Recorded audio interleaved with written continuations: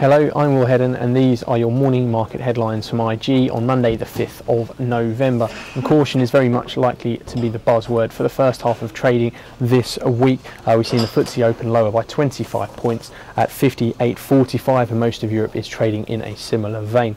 Now HSBC are one of the big fallers in London today, down 2.5% on their numbers. Third quarter profits hit by money set aside to fight various alleged misdemeanors both here in the UK and also in the US.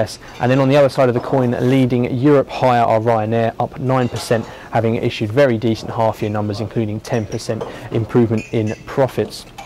Now I mentioned caution, and that is of course because the US election is tomorrow. Polls showing a tight race with perhaps maybe Obama edging it, although markets are worried that an Obama victory but Republicans in Congress will result in a messy resolution to the fiscal cliff issue, and thus we see that as short-term negative for equities.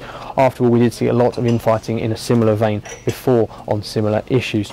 Now we also have key votes on austerity measures, a new set of austerity measures for Greece starting today. We've had Chinese services sector data this morning showing a slowdown in the growth there, giving us a very risk-off look to the FTSE 100 in terms of sectors, and all this before the usual first week of the month look at interest rates and quantitative easing measures for Europe and the UK later in the week.